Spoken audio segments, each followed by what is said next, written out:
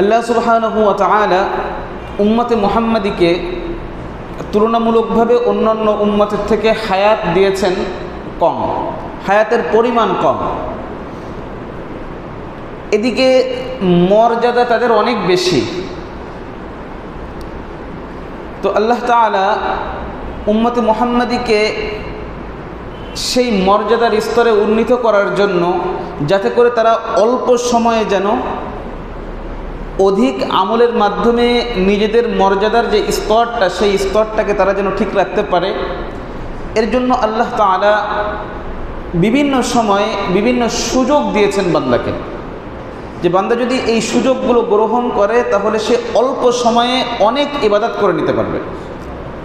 ঠিক এমন যতগুলো সময় আছে, যেমন লাইলাতুল কদর রয়েছে, এছাড়াও আরও বিভিন্ন সময় রয়েছে।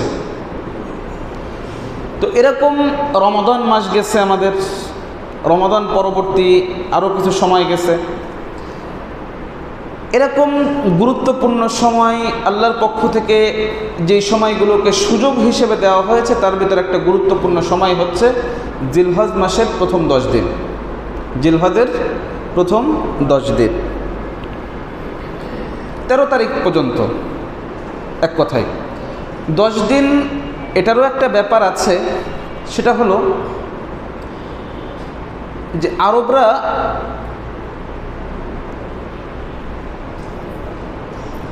মানে খুচরা যে সংখ্যাটা, এই সংখ্যাটা কখনো কখনো পরিপূর্ণ করে বলেন, আবার কখনো কখনো টোটাল কি করে দেন, বাদ দিয়ে দেন। দেখবেন আনাস রাদিয়াল্লাহু আনহু থেকে আল্লাহ রসুলের বয়সের ব্যাপারে একটা হাদিস আছে, যে রসুলের বয়স কত ছিল। উনি বলছেন আল্লাহ রসুলের বয়স ছিল 60 বছর। কত বছর? অথচ এটা সকলেই জানি যে রসুলের বয়স 60 বছর না, আরও বেশি। কত? 40 বছর বয়সে নবুয়াতি। আনাস রাদিয়াল্লাহু আনহু সেটা বলেছেন। এরপরে বলছেন মক্কায় 10 বছর, মদিনায় 10 বছর, মানে মক্কার 13কে কত বানাই ফেলছেন। এটা আরবদের একটা, ওখানে 60 বলেছেন, বাংকাটা বাদ দিয়ে দিয়েছেন। এখানেও 10 বলেছেন, বাংকাটা কি করেছেন, বাদ দিয়েছেন। এটা আরবদের একটা রীতি। আবার কখনো কখনো ওটাকে পরিপূর্ণ করে বলেন। ওটাকে কি করে বলেন, যদি ওই দিকে বেশি থাকে তাহলে কখনো কখনো ওটাকে একেবারে পরিপূর্ণ করে বলেন। তো সেই রীতি অনুযায়ী যদি ধরা হয় তাহলে 13 দিনও ধরা যায়, কোনো সমস্যা নেই। অর্থাৎ পুরো কুরবানির যে কয়টা দিন, সেই কয়দিন 10 এবং পরবর্তী আইয়ামে তাশরিকের যে দিনগুলো আছে, সেই দিনগুলো একসঙ্গে আপনি বলতে পারেন, সমস্যা নেই। এই দিনগুলো কি উত্তম একটা সুযোগ আল্লাহর পক্ষ থেকে। কেমন সুযোগ, এই দিনগুলোর মর্যাদা কেমন, এ ব্যাপারে যদি আমরা দেখতে যাই, তো আমরা প্রথমেই দেখি যে আল্লাহ তাআলা কোরআনে এই দিনগুলোর কসম খেয়েছেন। দেখেন, আল্লাহ তাআলা তার সৃষ্টির যে কোনো বস্তুর আল্লাহ কসম খেতে পারেন। বান্দার জন্য আল্লাহ ছাড়া কোনো গায়রুল্লাহর নামে কসম করা জায়েজ নাই। আচ্ছা, কোরআনের নামে কসম করা জায়েজ আছে? আছে না, জায়েজ নেই। আমাদের সমাজে আছে না এটা? আছে। কোরআন ছুঁয়ে করা, মসজিদের ভিতর কসম করা, মসজিদের ভিতর মাটির উপর দাঁড়ায় কসম করতেছি। আচ্ছা, মা বাপের কসম, সন্তানের কসম না। বান্দা একমাত্র কার নামে কসম করবে? লা হালফা ইল্লা বিল্লাহ। বান্দা একমাত্র আল্লাহর নামে কসম করতে পারবে। গায়রুল্লাহর নামে কসম করলে এটা শিরক হবে। এটা কি হবে? শিরক হবে। কিন্তু আল্লাহ তার সৃষ্টির যে কোনো বস্তুর কসম খেতে পারেন। কিন্তু আল্লাহ যখন কসম খান, সেই বস্তুর মর্যাদা বেড়ে যায়। আল্লাহ তাআলা কোরআনে বহু জিনিসের কসম খেয়েছেন। ওয়াল-লাইল ইযা ইয়াগশা, ওয়ান-নাহার, ওয়াদ-দুহা, ওয়াত-তিন, ওয়াজ-যাইতুন, সব কসম। ওয়াল-আসর। ওরকম আল্লাহর কসমগুলোর ভিতর একটা হচ্ছে কি? ওয়াল-ফজর। আল্লাহ তাআলা এখানে বলছেন ফজরের কসম। এরপরে আল্লাহ তাআলা বলছেন ওয়ালায়ালিন আশর, 10 রাত্রের কসম। ওয়ালায়ালিন আশর। ওয়াশ-শাফঈ ওয়াল-ওয়াতর, জোড় এবং বেজোড়ের কসম। এখন এটা দিয়ে আল্লাহ রাসূল কি বোঝাতে চেয়েছেন? আল্লাহ তাআলা কি বোঝাতে চেয়েছেন? আল্লাহ রাসূল সাল্লাল্লাহু আলাইহি ওয়াসাল্লাম হাদিসের ভিতর এর ব্যাখ্যা করেছেন। তিনি বলতেছেন ইন্নাল আশর আশরুল আযহা। 10 দিন বলতে জিলহজের যে মানে প্রথম 10 দিন, এই 10 দিনকে বোঝানো হয়েছে, বা আল্লাহ রসুল বলছেন কুরবানির 10 দিনকে বোঝানো হয়েছে। এরপর আল্লাহ রসুল বলছেন ওয়াল বিত্র ইয়াউম আরাফা, বিতির হচ্ছে আরাফার দিন, আরাফার দিন অর্থাৎ বেজোড়। বিতির মানে কি? বেজোড়। আর ওয়াল ওয়াতর, ওয়াতর বলতে ইয়াউমুন নাহার অর্থাৎ কুরবানির দিন, কারণ ওটা জোড়, ওটা কি জোড় দিন। তাহলে আল্লাহ রসুল থেকে আমরা এর একটা ব্যাখ্যা পেলাম যে 10 রাত বলতে কি বোঝানো হয়েছে এবং জোড় বলতে কি বোঝানো হয়েছে, বেজোড় বলতে কি বোঝানো হয়েছে। তো এখান থেকে মর্যাদা কিভাবে হয়? আল্লাহ এগুলোর কসম খেয়েছেন, ওয়াল ফাজর ওয়া লায়ালিন আশর ওয়াশ শাফঈ ওয়াল ওয়াতর, 4টা কসম করেছেন এখানে, বুঝতে পেরেছেন? তো আল্লাহ তাআলা এখানে কসম করার মাধ্যমে এর মর্যাদা কি হয়েছে? বৃদ্ধি পেয়েছে। এছাড়াও দুনিয়ার ভিতর সর্বশ্রেষ্ঠ দিন বলা হয়েছে এই দিনগুলোকে। হাদিসের ভিতর আসছে, যেটা জাবের রাদিয়াল্লাহু আনহু থেকে বর্ণিত, আল্লাহ নবী সাল্লাল্লাহু আলাইহি ওয়াসাল্লাম বলেন যে আফজালু আইয়ামিদ দুনিয়া আইয়ামুল আশর, দুনিয়ার ভিতর সর্বশ্রেষ্ঠ দিন হচ্ছে এই 10 দিন। কোন কারণে শ্রেষ্ঠ এটা আমরা পরে আলোচনা করব ইনশাআল্লাহ। এরপরে হাদিসের ভিতর আল্লাহ রাসূল সাল্লাল্লাহু আলাইহি ওয়াসাল্লাম আরও বলেছেন যে এই 10 দিনের আমল জিহাদের থেকেও, আল্লাহর রাস্তায় জিহাদের থেকেও বেশি ফজিলতপূর্ণ বলা হয়েছে। অথচ জিহাদ হচ্ছে সানামুল আমাল, সমস্ত আমলের চূড়া হচ্ছে জিহাদ ফি সাবিলিল্লাহ, সমস্ত আমলের চূড়া। আল্লাহ রাসূল সাল্লাল্লাহু আলাইহি ওয়াসাল্লাম সাহাবাদেরকে বলতেছেন যে আমি কি তোমাদেরকে ইসলামের চূড়া সম্পর্কে বলবো না? ইসলামের সর্বোচ্চ স্তর, যার উপরে আর কিচ্ছু নাই, এটার ব্যাপারে বলবো না? সাহাবা ইকরাম বললেন অবশ্যই ইয়া রাসূলুল্লাহ, আপনি আমাদেরকে জানিয়ে দেন। তো আল্লাহ রসুল বললেন সানামুল ইসলাম আযরওয়াতু সানামিল ইসলাম আল জিহাদু ফি সাবিলিল্লাহ, ইসলামের সর্বোচ্চ চূড়া হচ্ছে আল্লাহর রাস্তায় জিহাদ করা। এখানে একটা বিষয় বোঝার রয়েছে, অনেক সময় আমরা একটা হাদিসকে এর সাথে একটু গুলিয়ে ফেলি যে ইসলামের সর্বোচ্চ চূড়া বলা হচ্ছে, অথচ ইসলামের যে 5টা মূল স্তম্ভ, 5টা রোকনের ভিতর তো জিহাদ পাচ্ছি না আমরা, 5টা রোকনের ভিতর তো জিহাদ পাচ্ছি না, অথচ এটাকে ইসলামের সর্বোচ্চ চূড়া কেন বলা হচ্ছে? এখানে একটা বড় ভুল থেকে যায় আমাদের, তা হলো আমরা শুধুমাত্র 5টা পিলারকে কি মনে করে নিয়েছি? ইসলাম মনে করে নিয়েছি, যে এই 5টা পিলার হচ্ছে ইসলাম। ওটা 5টা পিলার, বুনিয়াল ইসলাম আলা খামস, 5টার উপর ভিত্তি, ওটা হচ্ছে ফাউন্ডেশন। এখন আপনি একটা বিল্ডিং করার জন্য কিছু বড় বড় পিলার এভাবে খাড়া করে রাখলেন, তো ওই বিল্ডিংয়ে কি বসবাস উপযোগিতা থাকবে? বসবাস উপযোগী হবে?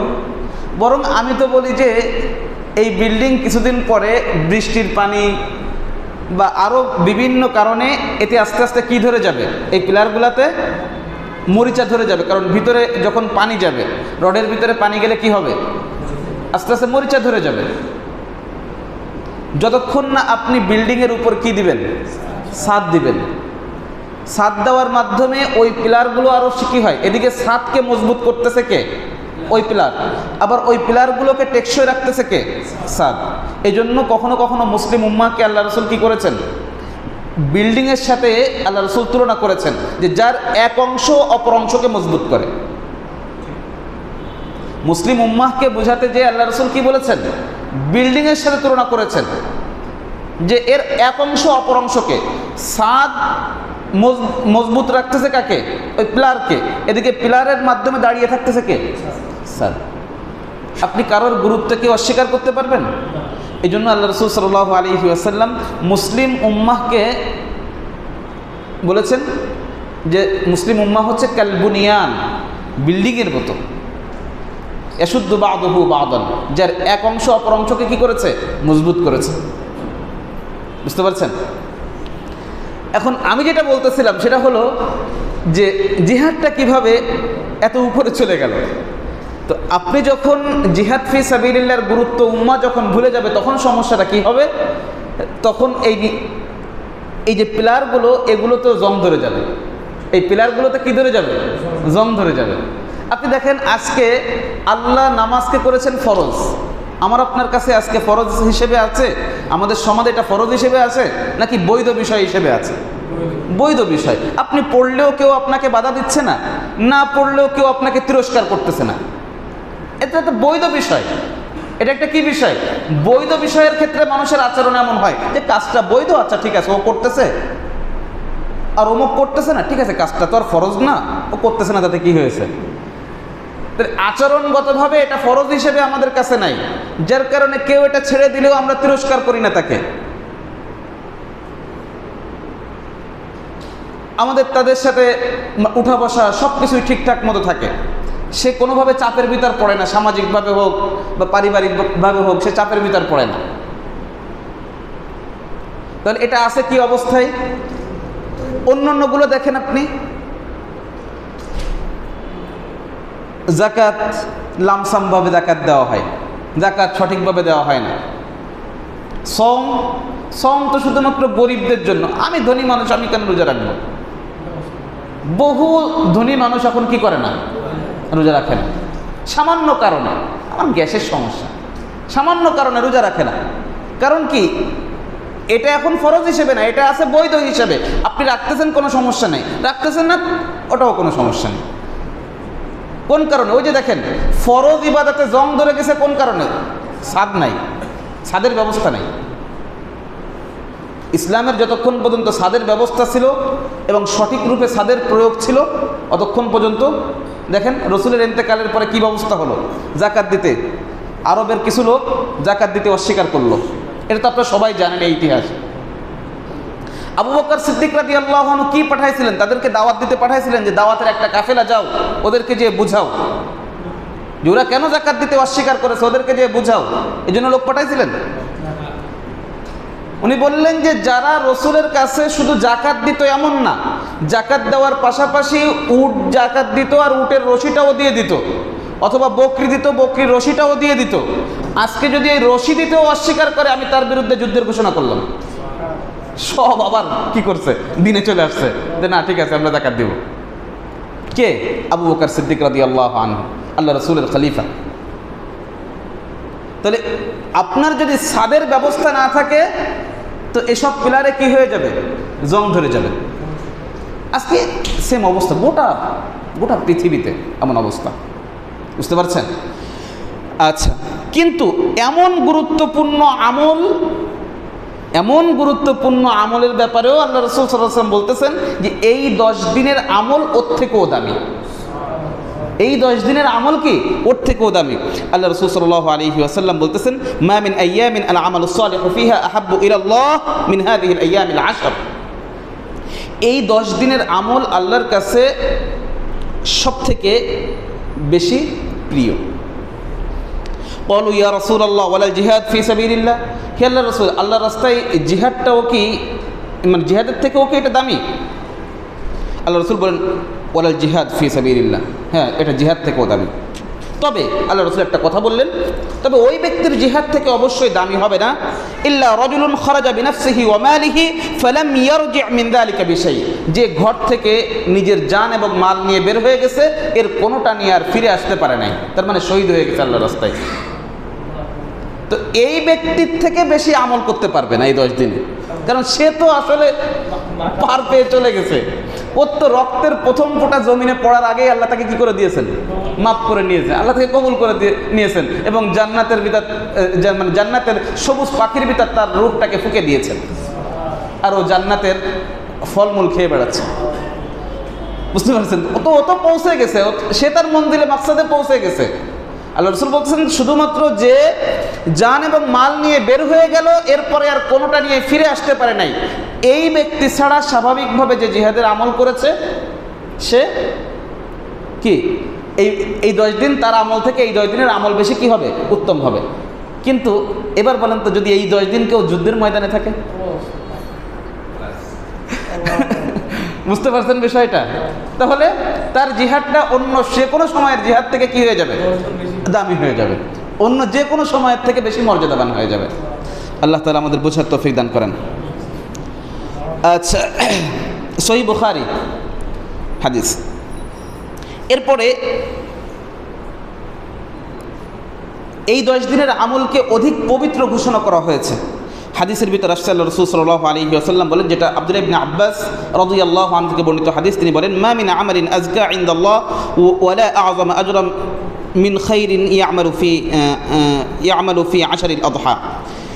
আল্লাহ রাসূল বলছেন যে কুরবানির 10 দিনে যে আমল করা হয়, যে নেক আমলগুলো সম্পাদন করা হয়, এই আমলের চেয়ে অধিক পবিত্র এবং ইসের দিক থেকে, পুরস্কারের দিক থেকে অধিক বেশি শ্রেষ্ঠ আর কোনো আমল নেই। বুঝতে পারছেন? তাহলে আমরা উপরের আলোচনা থেকে আশা করি এতটুকু ক্লিয়ার হয়েছে যে এই 10 দিনের আমল কি গুরুত্বপূর্ণ আমল। কোন 10 দিন? জিলহজের প্রথম 10 দিন। আমি মাঝখানে ঘোষণাটা আরেকবার শোনাই। আজকের আলোচনার উপর কি থাকবে? নামাজের পরে পরীক্ষা হবে, এই আলোচনার উপর থেকে প্রশ্ন থাকবে। একটা বই যদিও সিলেবাস হিসেবে দেওয়া আছে আলোচনার ভিতর, সেই বইয়ের সারসংক্ষেপ ইনশাআল্লাহ আলোচনা হয়ে যাবে। এই জন্য আলোচনাটাও যদি খেয়াল করে শোনা হয়, তাও আপনি অর্ধেক উত্তর অন্তত দিতে পারবেন আশা করি, আর বাকি এমনকি আরও বেশিও আপনার দিতে পারেন আশা করা যায়। আচ্ছা, এখন একটা প্রশ্ন আপনাদের স্বাভাবিকভাবে আসতে পারে যে এই 10 দিনের এত কেন ফজিলত? অলরেডি চলে আসছে আপনাদের ভিতর, এই 10 দিনের ফজিলত কেন এত বেশি?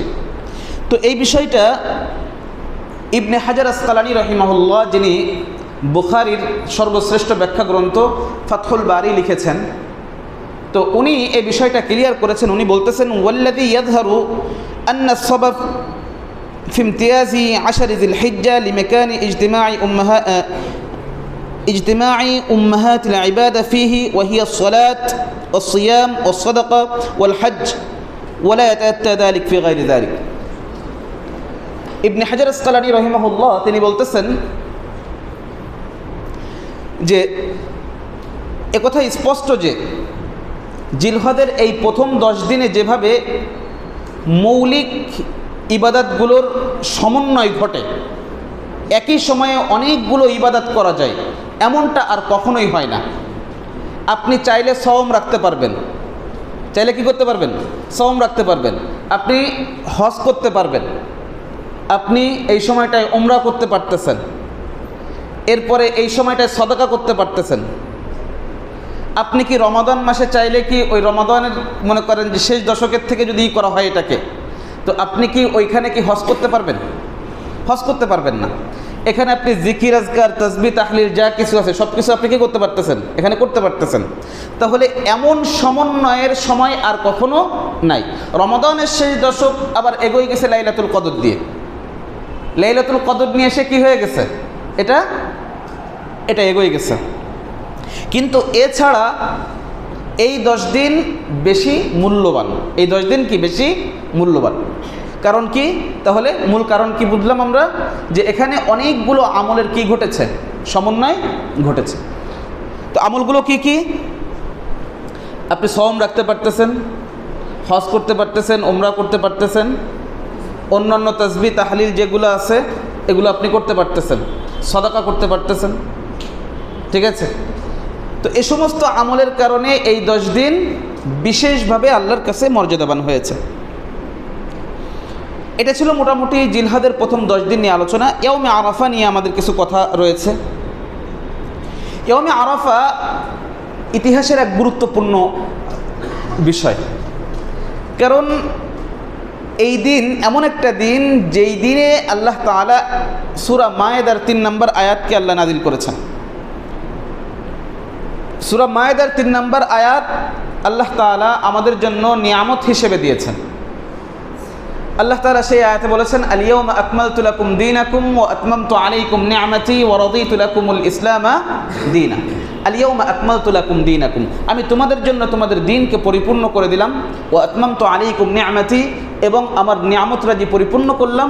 ওয়া রাদিতু লাকুম আল ইসলামা দীনা, এবং ইসলামকে তোমাদের জন্য দ্বীন হিসেবে মনোনীত করলাম। তো ইসলামকে আল্লাহ তাআলা আমাদের জন্য দিন হিসেবে, জীবন ব্যবস্থা হিসেবে মনোনীত করেছেন, অর্থাৎ টোটাল কমপ্লিট একটা জীবন ব্যবস্থা। শুধু ব্যক্তি জীবন না, জীবনের প্রতিটা ক্ষেত্রের সমাধান দিয়ে আল্লাহ তাআলা ইসলামকে পরিপূর্ণ করে দিয়েছেন। তো এই যে আয়াতটা নাজিল হয়েছে, এই আয়াতটা নাজিল হয়েছে কোন দিন? ইয়াউম আরাফা। এ ব্যাপারে আমাদের কাছে এই আয়াতটার গুরুত্ব না থাকলেও এই আয়াতটার গুরুত্ব ছিল ইহুদিদের কাছে। এই আয়াতটার গুরুত্ব কাদের কাছে ছিল? ইহুদিদের কাছে এই আয়াতের গুরুত্ব ছিল। একবার ইহুদিদের একজন আলিম উমর ইবনুল খাত্তাব রাদিয়াল্লাহু আনহুর কাছে আসছে, এসে বলছে, আমিরুল মুমিনিন, আপনাদের কোরআনে এমন একটা আয়াত রয়েছে, এই আয়াতটা যদি আমাদের ইহুদিদের উপর নাজিল হতো, এই আয়াতটা যদি আমাদের ইহুদিদের উপর নাজিল হতো, তাহলে আমরা সেই আয়াত নাজিলের দিনটাকে ঈদের দিন হিসেবে ঘোষণা করতাম। ওই দিনটাকে আমরা কি করতাম? ঈদের দিন হিসেবে গ্রহণ করতাম। এমন একটা দিন, এমন একটা আয়াত আপনাদের কোরআনে রয়েছে। তিনি জিজ্ঞেস করলেন কোন আয়াত? তো বলছে সূরা মায়েদার, আল-ইয়াওমা আকমালতু লাকুম দীনাকুম ওয়া আতমামতু আলাইকুম নি'মাতি ওয়া রাদিতু লাকুমুল ইসলাম দীনা। এই আয়াত। ওমর রাদিয়াল্লাহু আনহু বললেন যে তোমার কাছে কি মনে হয় যে এই আয়াতের ব্যাপারে আমাদের কোনো খবর নাই? আমি ওমর এই আয়াত কোন তারিখে নাজিল হয়েছে, কোন স্থানে নাজিল হয়েছে, কোন অবস্থায় নাজিল হয়েছে, এর সবটা বলে দিতে পারি। এর সবটা কি করতে পারি? আমি বলে দিতে পারি। এর সবটা আমার মনে আছে।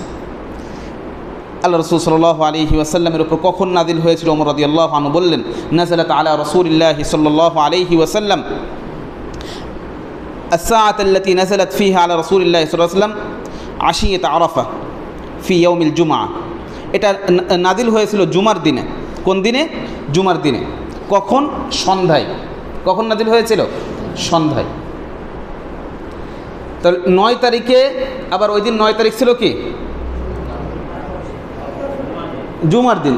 9 তারিখ তো আরাফার দিনই হবে। 9 তারিখ তো আর অন্য কিছু হবে না। 9 তারিখ তো আরাফার দিনই হবে। আরাফার দিন ছিল এক। দ্বিতীয় নম্বর কি? এটা জুমার দিন ছিল। আচ্ছা, একটা প্রশ্ন আপনাদের মাথার ভিতরে একটু ঘুরপাক খাচ্ছে যে ইহুদিরা কেন এই আয়াতটাকে এত গুরুত্বপূর্ণ হিসাবে নিল?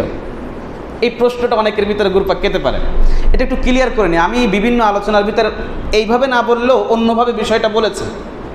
দেখেন, আল্লাহ তাআলা কিয়ামত পর্যন্ত যত যুগ জিজ্ঞাসা আছে, আধুনিক থেকে আধুনিক, যত আধুনিক যুগ পার করে আমরা এখন উত্তর আধুনিক যুগে আছি। আধুনিক যুগ চলে গেছে। অনেকেই বলে যে এটা হচ্ছে আধুনিক যুগ। না, আধুনিক যুগ চলে গেছে। আমরা এখন আধুনিক যুগ পার করে আসছি, এখন উত্তর আধুনিক যুগে আছে। এটাও পৃথিবীর শেষ সভ্যতা না। আমরা বলছি না, আজকের ইহুদি খ্রিস্টানরাও এটা স্বীকার করছে যে পৃথিবীর শেষ সভ্যতা এটা না। হ্যাঁ, পৃথিবীর শেষ সভ্যতা কোনটা ওরা সেটা বলতে ব্যর্থ হচ্ছে। আমরা বলে দিচ্ছি পৃথিবীর শেষ সভ্যতা ইসলাম। যদিও সৈয়দ কুতুব রহিমাহুল্লাহ বেঁচে থাকলে আমাকে একটু উনি তিরস্কার করতেন যে অন্য কোনোটাই সভ্যতা না, ইসলামই একমাত্র সভ্যতা, ইসলাম ছাড়া বাকি সব কি অসভ্যতা। তো উনি আমাকে একটু তিরস্কার করতেন, উনি যদি বেঁচে থাকতেন আর আমার এই আলোচনা শুনতেন। উনি ইসলামই একমাত্র সভ্যতা, এর বাহিরে যা আছে সব অসভ্যতা। সব কি? সব অসভ্যতা। তো যাই হোক, তো আল্লাহ তাআলা ইসলামটাকে দিয়েছেন যত আধুনিক থেকে আধুনিক বা তার থেকেও আরও কিছু আসুক, প্রত্যেক যুগের সমাধান হিসেবে আল্লাহ তাআলা ইসলামটাকে দিয়েছেন। আল্লাহ তাআলা কোরআনকে দিয়েছেন, দ্বীন ইসলামকে দিয়েছেন। বুঝতে পারছেন? এখন ওদের কাছে আল্লাহ তাআলা তো যে শরিয়া দিয়েছিলেন তাওরাতের মাধ্যমে বা ইনজিলের মাধ্যমে, যে শরিয়াটা দিয়েছিলেন, এই শরিয়াটা পরিপূর্ণ ছিল না। পরিপূর্ণ ছিল না মানে কি? ওদের সময়ের জন্য পরিপূর্ণ ছিল, কারণ ওটা কিয়ামত পর্যন্ত সময়ের জন্য আল্লাহ দেন নাই। ওটা একটা নির্দিষ্ট সময়ের লিমিটেশন ছিল যে ওই সময়ের পরে ওটার মেয়াদ উত্তীর্ণ হয়ে যাবে। তো মেয়াদ উত্তীর্ণ ঔষধ এটা যদি সেবন করানো হয়, রোগীর উপকার হয় না ক্ষতি হয়? ক্ষতি হয়। এখন ওরা দুনিয়াতে যদি এখন চাই যে এই আধুনিক যুগের যত জিজ্ঞাসা আছে সেই জিজ্ঞাসার জবাব দিবে ওদের কিতাব দিয়ে, ওরা পারবে? এখন কি করতে হবে? বানাতে হবে। কারণ সব সমস্যার সমাধান হতে নাই, কারণ এই সময়ের জন্য আল্লাহ ওটা দেন নাই। ওই কিতাবের সমস্যা না এটা, বরং সমস্যা হচ্ছে যারা ওই কিতাবকে আধুনিক যুগে ব্যবহার করতেছে তাদের সমস্যা। কারণ আল্লাহ আধুনিক যুগের সমাধান হিসেবে ওই কিতাব দেন নাই, দিয়েছেন কোরআনকে। এজন্য আধুনিক যুগের সমস্ত চ্যালেঞ্জের মোকাবেলার মতো ম্যাটেরিয়ালস আল্লাহ তাআলা কোরআনের ভিতর দিয়েছেন, কিন্তু ওদের কিতাবের ভিতর আল্লাহ দেন নাই। এখন ওরা সেটা নিয়ে আমাদের সাথে প্রতিযোগিতায় নেমেছে। কিন্তু রসুলের যুগের ইহুদিরা ওরা বিষয়টা বুঝতে পেরেছিল যে আমাদের কাছে আল্লাহ তার শরিয়াকে পরিপূর্ণ করেন নাই, যেটা এই আয়াত নাজিলের মাধ্যমে আল্লাহ তাআলা কি করেছেন? পরিপূর্ণ করেছেন। এই জন্য বলছে যে যদি আমাদের উপর এটা নাজিল করতেন এবং পরিপূর্ণ করতেন, তাহলে আমরা কি করতাম? ওই দিনটাকে ঈদের দিন হিসেবে গ্রহণ করতাম। আমরা এই পূর্ণাঙ্গ দিন এটা পেয়েও আমরা সন্তুষ্ট নই। এটাকে আমরা জীবন ব্যবস্থা হিসেবে গ্রহণ করতে পারি নাই, এটাকে আমরা সমাজনীতি হিসেবে গ্রহণ করতে পারি নাই, এটাকে আমরা রাষ্ট্রীয় নীতি হিসেবে গ্রহণ করতে পারি নাই। এটা আমাদের ব্যর্থতা, আর স্বাভাবিকভাবেই আমাদের এদেশের মুসলিমদের জন্য একটা বড় ব্যর্থতার বিষয় এটা। কারণ কি? এদেশের মাটি বারবার মুসলিমদের রক্তে রঞ্জিত হয়েছে, বারবার মুসলিমদের রক্ত ঝরেছে, কিন্তু ইসলাম এখানে জিন্দা হয় নাই। এ মাটি ইসলামের নিয়ামতের স্বাদ পায় নাই, আল্লাহর দেওয়া শরিয়াতের স্বাদ পায় নাই। এজন্য কোনো একজন লেখক একটা বই লিখেছেন যে এদেশের মুসলিমরা মাজলুম এবং মাহরুম। এদেশের মুসলিমরা কি? মাজলুম এবং মাহরুম। মাহরুম মানে বঞ্চিত। আমরা মাজলুম এবং মাহরুম, আসলেই আমরা মাজলুম এবং মাহরুম। কারণ বারবার আমাদের সঙ্গে প্রতারণা করা হয়, বারবার আমাদের সাথে ধোঁকাবাজি করা হয়। আমাদের সন্তানদের রক্ত যায়, আর এর সুবিধা গ্রহণ করে প্রত্যেক যুগে সেকুলাররা। প্রত্যেক যুগে সেকুলাররা এর সুবিধা গ্রহণ করেছে, আর রক্ত দিয়েছে মুসলিমদের সন্তানেরা। আল্লাহ তাআলা বোঝার তৌফিক দান করেন। তাহলে আরাফার দিনের যে বিশেষ গুরুত্ব, এটা বুঝতে পেরেছেন তো? এটাও এই 10 দিনেরই একটা দিন। কুরআন এবং সুন্নাহর ব্যাপারে আল্লাহ তাআলা আল্লাহ রসুলের মাধ্যমে এই দিনগুলোর ভিতর একটা বিশেষ ঘোষণা দিয়েছিলেন।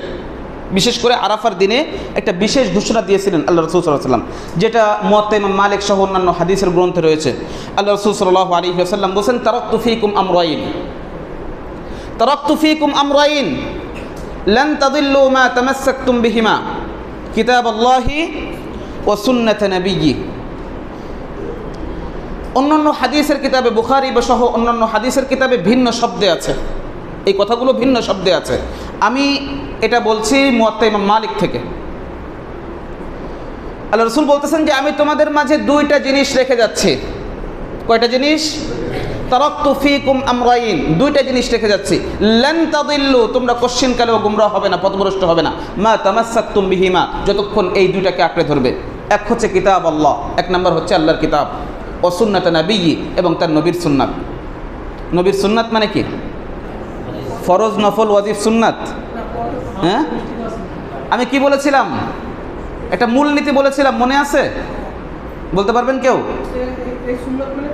কুরআন এবং সুন্নাহ, কুরআন এবং হাদিসের ভিতর যত সুন্নাহ শব্দ আছে, কুরআন এবং হাদিসের ভিতর যত জায়গায় সুন্নাত শব্দ আছে, এই সুন্নাত দ্বারা রসুলের তরিকা, পথ, পদ্ধতি, এটা উদ্দেশ্য। শুধু রসুলের না, আল্লাহরও। যেমন কোরআনে বলা হয়েছে সুন্নাত আল্লাহ, মানে আল্লাহর পদ্ধতি, আল্লাহর তরিকা, আল্লাহর নিয়ম।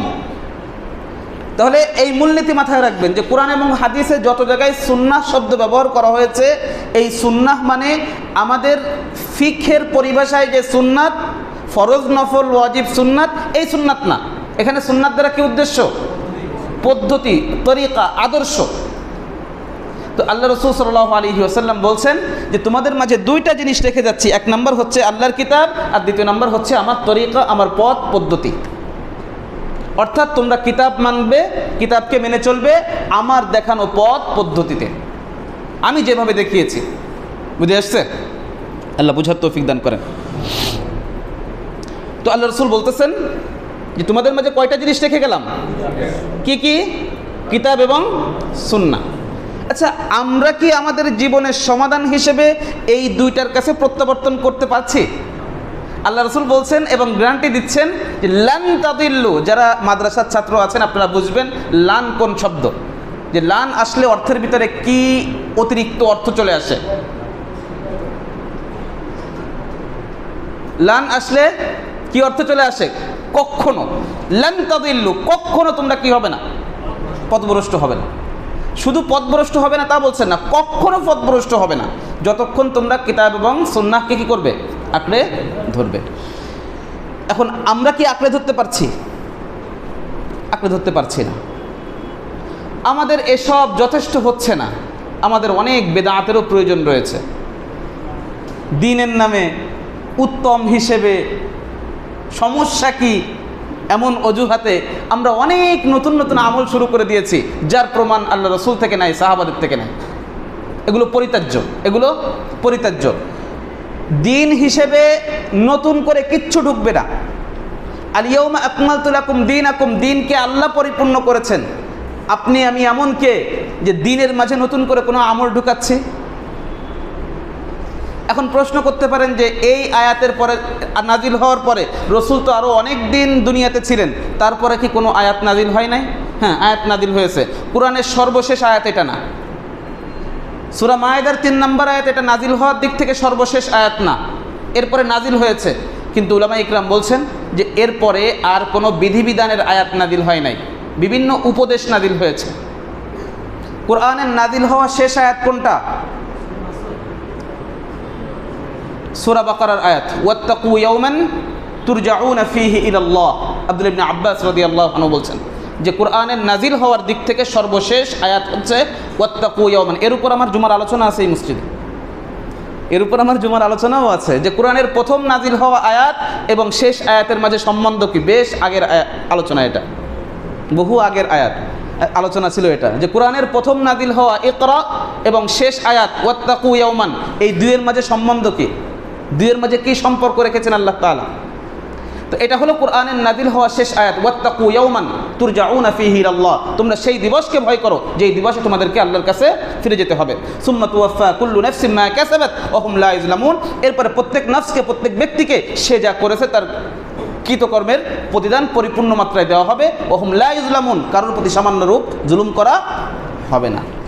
এটা হচ্ছে কোরআনের নাজিল হওয়া সর্বশেষ আয়াত। তো আল্লাহ তাআলা সূরা মায়েদার মাধ্যমে জানিয়ে দিয়েছেন দিন পরিপূর্ণ আল্লাহ করে দিয়েছেন, এবং রসুল বলতেছেন এই দুইটা জিনিস আমি তোমাদের কাছে রেখে গেলাম, আঁকড়ে ধরলে পথভ্রষ্ট হবে না। যদি ছেড়ে দাও তাহলে পথভ্রষ্ট হবে।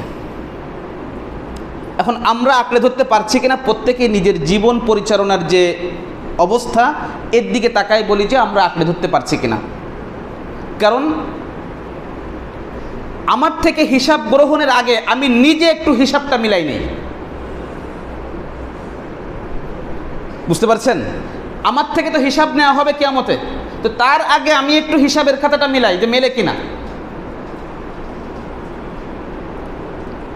আমি নিজে একটু মিলানোর চেষ্টা করি যে আল্লাহ তো আমাকে বলবেন যে হিসাব দাও, তো আমি একটু হিসাবটা নিজে কষার চেষ্টা করি। আমরা এটা করি না যে যখন অডিট আসে, অডিট আসার আগে কী হয়, একটু মানে তোড়জোড় শুরু হয়ে যায় না, হিসাবগুলো নিজে আগে কি করে রাখা হয়, নিজে আগে একটু মিলাই রাখার চেষ্টা করা হয় যে যেহেতু আমার থেকে হিসাব চাওয়া হবে, তো তার আগে আমি নিজে একটু বসে কি করি, হিসাবটা কষে নিই যে আসলে হিসাব কিতাব ঠিক আছে কিনা। তো আমরা একটু হিসাব কিতাব মিলাই নিব যে আমাদের জীবন পরিচালনা যেভাবে চলছে এইভাবে কি আসলে আমরা বলতে পারবো যে কোরআন এবং সুন্নাহর কাছে আত্মসমর্পণ করেছি, আমরা কোরআনের কাছে আত্মসমর্পণ করেছি, সুন্নাহর কাছে আত্মসমর্পণ করেছি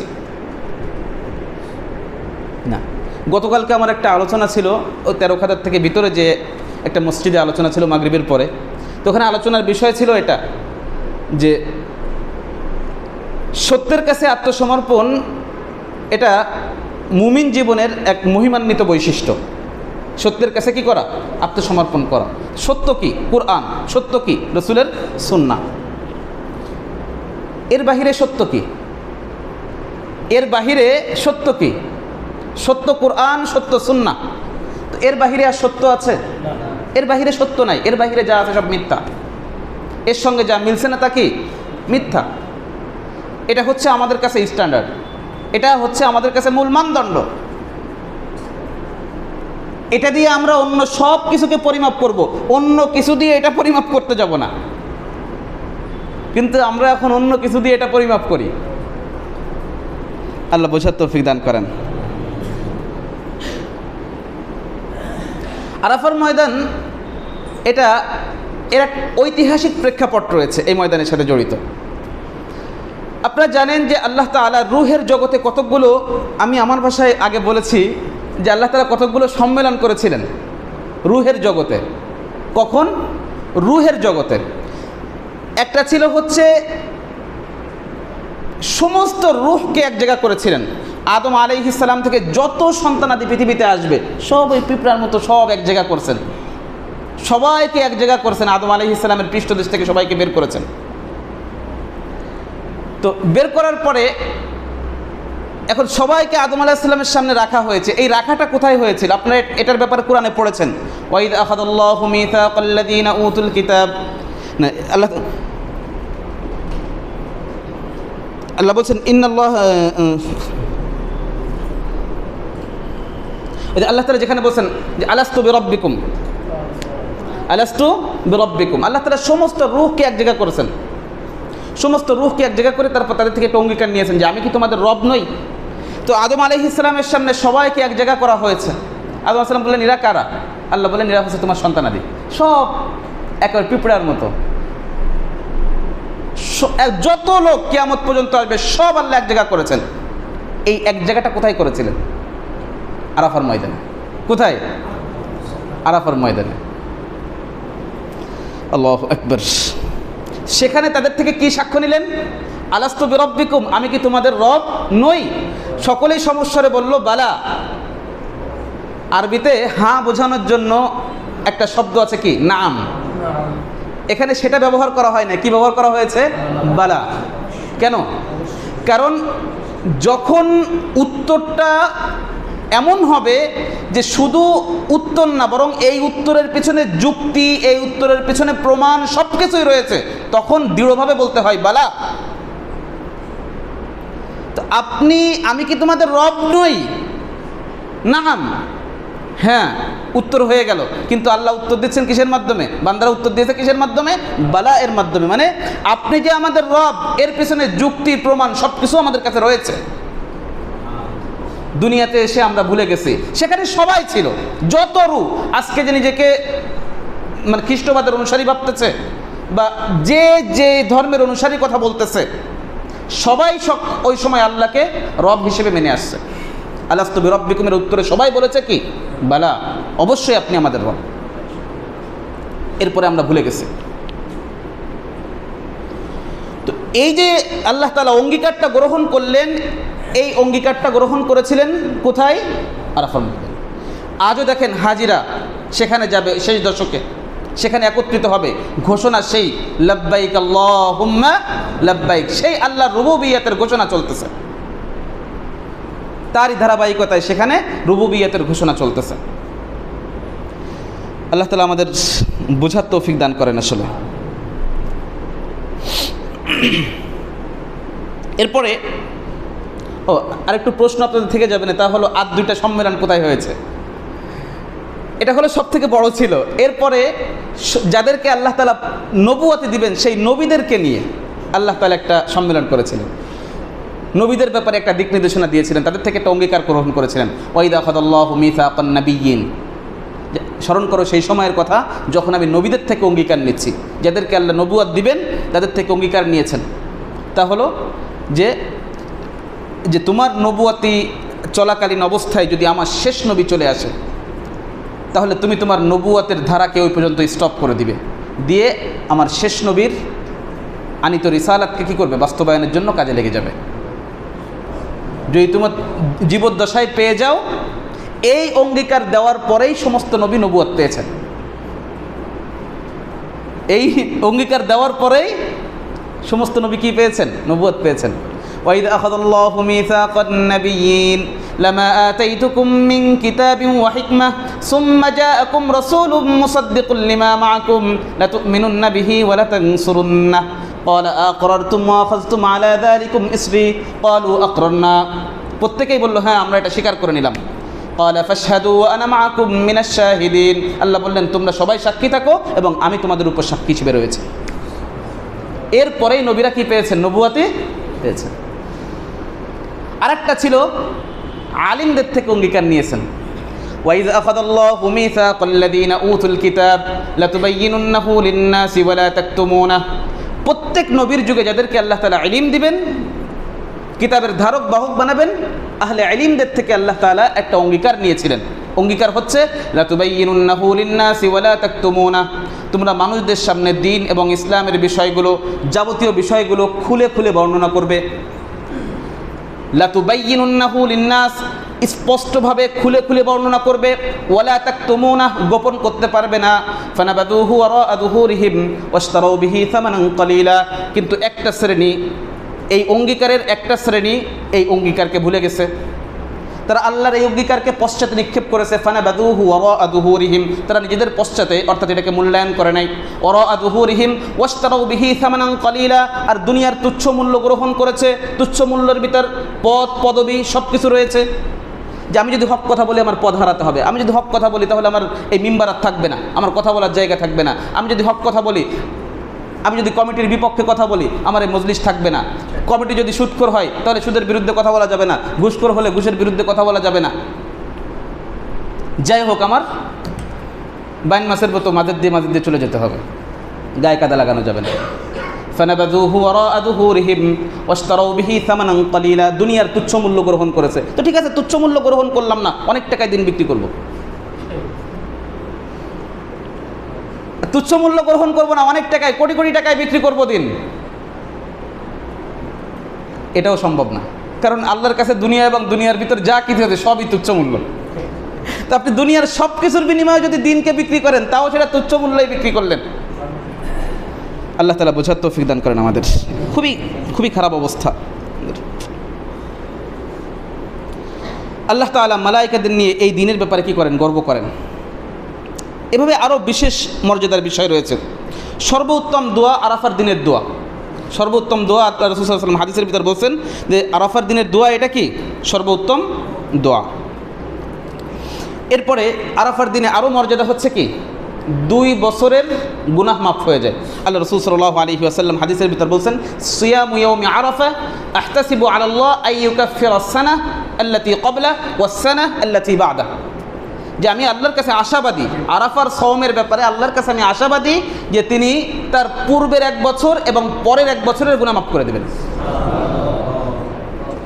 একজন বান্দাকে আল্লাহ তাআলা দেখেন ক্ষমা করার জন্য মানে কিভাবে সুযোগগুলো সাজিয়ে রেখেছেন। কিছুদিন আগেই গেল রমাদান।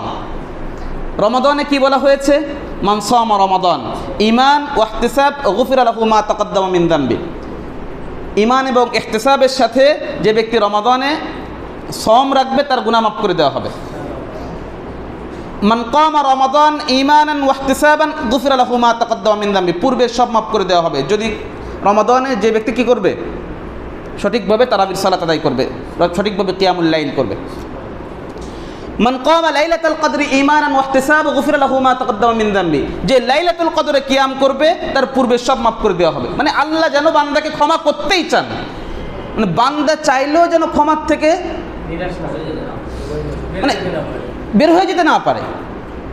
কিন্তু আমরা তারপরও সুযোগ খুঁজি, মনে হয় যে এরপরও যদি আমরা ক্ষমা না নিতে পারি তো আমাদের থেকে হতভাগা দুর্ভাগা আর মনে হয় কেউ হয়। এই জন্যই আল্লাহ রসুল কি বলেছিলেন? ওই যে দোয়া করা হয়েছে, জিবরিল দোয়া করেছে রমাদান পাইলো অথচ নিজের গুনাহ মাফ করাইতে পারলো না, এ ধ্বংস হোক।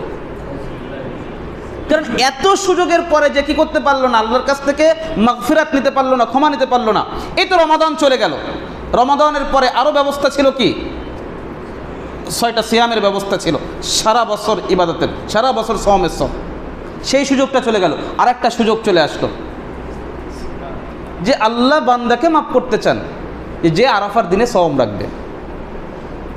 আরাফার দিনে যে ব্যক্তি সওম রাখবে তার কি পূর্বের গুনাহ এবং পূর্বের 1 বছরের এবং পরের 1 বছরের গুনাহ মাফ করে দেওয়া হবে। আল্লাহ তাআলা আমাদের বোঝার তৌফিক দান করেন। মোটামুটিভাবে আমরা 2টা বিষয় আলোচনা করলাম, সংক্ষেপে শেষ বিষয়টা আলোচনা করব। 2টা বিষয় কি বললাম? একটা হচ্ছে শেষ দশকের ফজিলাত, শেষ দশক বলতে জিলহজ মাসের প্রথম যে 10 দিন, এই 10 দিনের ফজিলাত। দ্বিতীয় নম্বর আরাফার দিনের যে ফজিলাতটা, সেটা আমরা জানলাম। এখন করণীয় কি, আমাদের কি করতে পারি আমরা মোটা দাগে কয়েকটা করণীয় বলবো। 1 নম্বর হচ্ছে বেশি বেশি করে তাকবীর পাঠ করা, একেবারে সেই পর্যন্ত 13 তারিখ পর্যন্ত বেশি বেশি করে আমরা কি করব, 9 তারিখের থেকে যে তাকবীর শুরু হয়, 9 তারিখ ফজর থেকে যে তাকবীর শুরু হয় সেটা ভিন্ন, সেটা ভিন্ন তাকবীর। এই তাকবীর ছাড়াও আমরা মাঝে মধ্যে তাকবীর বলবো, বেশি বেশি করে তাকবীর বলবো, কোনো সময় নির্ধারিত নাই, আমরা সুযোগ পেলেই তাকবীর বলতে থাকবো। আল্লাহু আকবার, আল্লাহু আকবার। তাকবীরের জন্য যে বাক্যগুলো আছে সেই বাক্যগুলো ধরে আমরা বলতে পারি আল্লাহু আকবার, আল্লাহু আকবার, লা ইলাহা ইল্লাল্লাহ, আল্লাহু আকবার ওয়ালিল্লাহিল হামদ। যুবকরা এই সময়গুলোতে যে কাজগুলো করতে পারে তা হলো বাজারে বাজারে ঘুরে তাকবীর দিবে। 10 জন 20 জনের একটা জামাত বাজারে ঘুরবে এবং তাকবীর দিবে। এটা সাহাবাদের আমল। আব্দুল্লাহ ইবনে ওমর রাদিয়াল্লাহু আনহু, আবু হুরায়রা রাদিয়াল্লাহু আনহু বাজারে যেতেন এবং তার সাথে যারা থাকতেন ওনারা তাকবীর বলতেন সবাই, যাতে করে এর মাধ্যমে একটা বিষয় হচ্ছে যে ঈদের যে একটা আমেজ, ঈদ আসতেছে, এই যে একটা আনন্দ, এই আনন্দেরও বহিঃপ্রকাশ হবে। সেই সাথে সাথে যারা ভুলে গেছে এগুলা, ওদেরকে স্মরণ করিয়ে দেওয়া হবে। আর বাজারে অনেক মানুষ থাকে, আপনারটা সুরে যদি তাদের স্মরণ পড়ে যে এইগুলোতে, এই দিনগুলোতে তাকবীর বলতে হয়, আমাদের অনেক সময় লজ্জা লাগে। হারাম কাজ করতে তো লজ্জা লাগে না, হারাম কাজ করতে লজ্জা লাগে না। বাজারের ভিতর বসে গান বাজাবে, লজ্জা করে না, কিন্তু বাজারের ভিতর তাকবীর দিতে গেলে লজ্জা লাগবে, কারণ হারামে মজা পেয়ে গেছে। আমরা করবো তো এটা ইনশাআল্লাহ।